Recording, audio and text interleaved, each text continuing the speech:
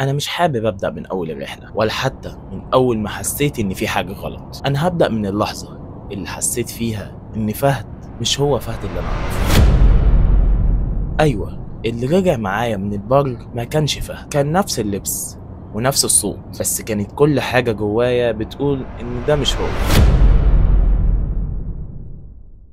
القصة بيحكيها فيصل، بيقول من حوالي أسبوع لما أنا وفهد أعز واحد في حياتي قررنا نطلع نخيم. موسم البرد بدأ والطلعات للبر كانت أكتر حاجة بنستمتع بيها. طلعنا لاتجاه النفود الكبير، مكان مفتوح وهادي والناس ما بتحبش تروح له بعد الغروب، مش عشان في شيء معروف هناك، بس علشان كل اللي بيروحوا هناك بيرجعوا مختلفين. وصلنا العصرية، كانت الشمس لسه فوق الجبال والجو بدأ يبرد شوية. الجو كان هادي جدا، الهوا ساكن والجو يخوف شوية. أنا وفهد كنا متحمسين جدا. نصبنا الخيمة بسرعة وجمعنا حطب من حوالينا وفرشنا الفرشة وبدأنا نجهز القهوة. كان في إحساس غريب كده في الجو، مش خوف بس أكنك متراقب، وأنا من الناس اللي ما بتخافش بسهولة، لكن ما قدرتش أتجاهل الإحساس ده. فهد كالعادة بيضحك، يرمي نكتة ويقعد يشغل المواويل البدوي بتاعته، وأنا بحاول أركز معاه بس ودني سمع حاجة من بعيد. بعد المغرب العشاء كان جاهز. أول ما ولعنا في الحطب والليل دخل علينا رسمي، المكان بقى كان واسع جدا والهدوء بقى زيادة عن اللزوم. الساعة تقريبا كانت 12 بعد منتصف الليل. أنا كنت قاعد ومدي ظهري للخيمة وجنبي فهد نايم على الأرض، وفجأة سمعت زي شوية طوب كده بيتحركوا ورا الخيمة. هي صوت خطوة واحدة تقيلة وبطيئة جدا. لفيت ورايا بسرعة لكن ما لقيتش حاجة. قمت ولفيت حوالين الخيمة أبص لو كان في حد. مفيش أي حد ولا أي حاجة ظاهرة إن كان في حد هنا أصلا. رجعت قعدت وحاولت أطنش، قلت يمكن حيوان ويمكن أنا بيتهيألي، بس اللي حصل بعدها خلاني أتجمد مكاني. فهد رفع راسه من النوم وبهدوء غريب قال لي: سمعت اللي أنا سمعته؟ قلت له: صوت الخطوات اللي حوالين الخيمة؟ أيوة، سمعت الصوت الخطوات دي. وقف ولبس شبشبه بسرعة وقال لي: انا هطلع اشوف ايه الصوت ده، بس ما تقفلش الخيمة. انا ما ردتش عليه، كنت تقريبا مشلول، حاسس اني مش عايز ابص ورايا، قاعد متجمد عمال ابص للحطب المولع بس، وكل دقيقة بتعدي احس ان هي ساعة. بعد كام دقيقة كده رجع فهد، بس كان غريب. دخل وسكت وما سألنيش عن اي حاجة وما قاليش لقى ايه بره ولا حتى حاول يطمني، وقعد جنب الخيمة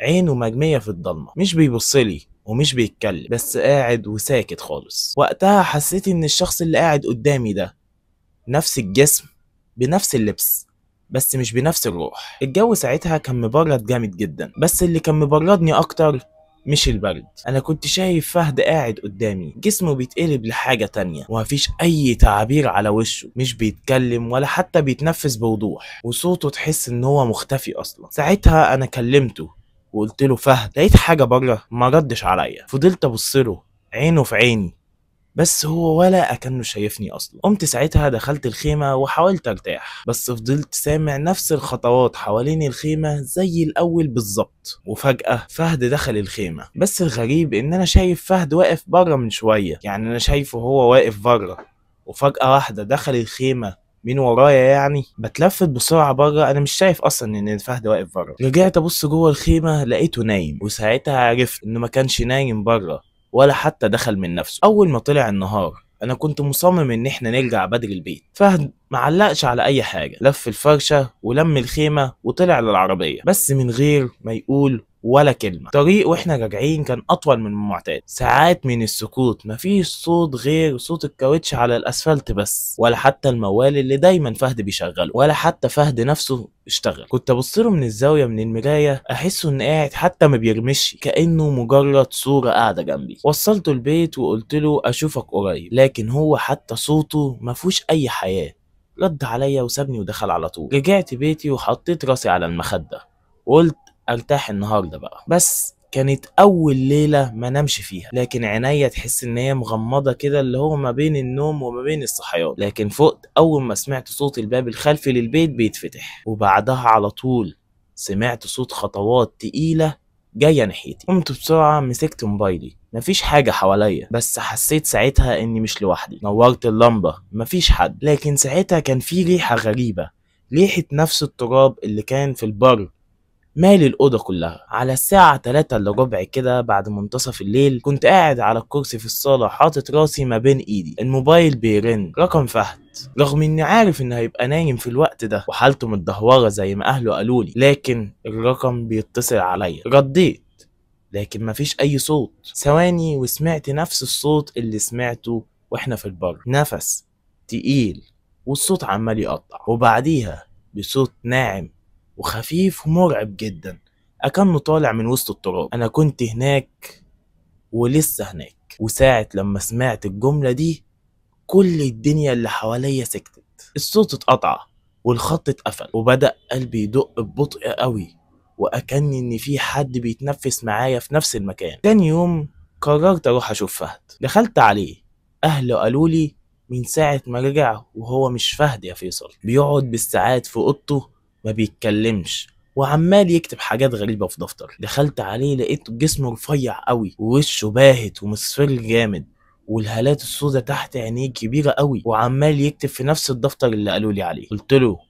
يا فهد بتكتب ايه؟ بصلي بنظرة ما فيهاش اي حياة وقال لي انا كتبت كل اللي شفته علشان لو حد راح هناك بعدنا يعرف ان الرجوع مش مضمون. ومدلي الكشكول ساعتها. فتحت الكشكول وانا اصلا رجلي مش قادرة تشني. كان مكتوب فيها بخط فهد، لكن الخط نفسه، عارف لما الواحد يكون خايف وبيكتب وهو بيترعش، هو ده نفس الخط اللي مكتوب بيه. كتير اصلا من الكلام ده مش مفهوم. اول صفحة كانت عبارة عن وصف في فتحة ورا الجبل، مش كهف ولا سرداب، زي شق كبير في الارض، بس طالع منه صوت، مش صوت حيوان ولا بشر، صوت كأنه بيذهلك. وكملت الصفحة ولقيته كاتب فيها دخلت شفت وانا راجع مش راجع لوحدي، فهد دخل في المكان ده من ورايا وما قاليش ورجع من هناك، وما قاليش اي حاجة حصلت معاه، بس كتب انه شاف ظل جوه، بس الظل ده ما كانش بيقلده، يعني مش خياله، هو كان بيبصله وبيتحرك قبله. واخر صفحة كانت مرسومة كلها رموز مش مفهومة ومش عارف هو كاتب ايه فيها، وكانت في جملة واضحة اخر الصفحة دي: انا رجعت بس هو رجع معايا. بعد ما قرأت الكشكول ده ما رجعتش زي الأول تاني. أول ليلة صحيت لقيت إن الكشكول اللي كنت حاطه في الدرج وقافل عليه مرمي على الأرض. قلت إن أنا ممكن أكون نسيته فرجعته تاني لمكانه. الليلة اللي بعدها لقيته موجود في المطبخ والباب الخلفي للبيت مفتوح وريحة نفس التراب رجعت تاني. بدأت أحس إني متراقب زي بالظبط ما فهد كتب. كل ليلة في نفس الوقت بسمع الخطوات وبشم نفس الريحة، بس الجديد دلوقتي بقت بسمع صوت بيقرب ليا وبيهمس بنفس الجمل اللي مكتوبة في الكشكول. ولكن المفاجأة إن هو بنفس صوت فهد. أنا رجعت بس مش لوحدي. قررت أروح وأواجه فهد. دخلت عليه لقيته قاعد نفس القعدة اللي كان قاعدها، بس المرة دي لقيته باصص في السقف ووشه عمال يضحك شوية بشوية. قلت له فهد أنت سامعني؟ ما ردش.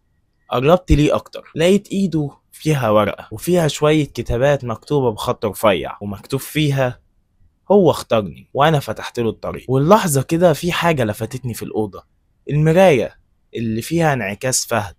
ورا ظهره في ظل مش ظل فهد، ظل حاجة غريبة. الظل ده كان واقف ورا كرسي فهد ما بيتحركش لكن بيبصلي. بعد يومين أهل فهد اتصلوا عليا. صوت مامته كان فيها حزن وصوتها متكسر جدا، وقالت لي فهد ما قامش من النوم النهارده. رحت له على طول لقيت فهد نايم في نفس المكان بنفس الوضع، بس المرة دي كان وشه مش زي كل مرة، بس المرة دي وشه كان بيضحك ومرتاح، مرتاح اكتر من اللزوم. المفروض ان اللي كان كاتبه في الورقة ما يخليش ملامحه تبقى مرتاحة قوي كده، بس الغريب ان هو كان مبتسم. الدكتور قال مفيش سبب عضوي للي حصل له ده، قلبه وقف مرة واحدة كأن جسمه كله قرر يطفي مرة واحدة. بعد دفنه أهله قرروا يدوني حاجته، ومن ضمنها كشكول تاني كان بيكتب فيه بعد ما حصل له الأحداث دي. فتحت أول صفحة في الكشكول لقيت التاريخ مكتوب بعد ما رجعنا من البر بيومين، وكل الصفحات كانت فاضية ما عدا آخر صفحة: أنا كنت الممر،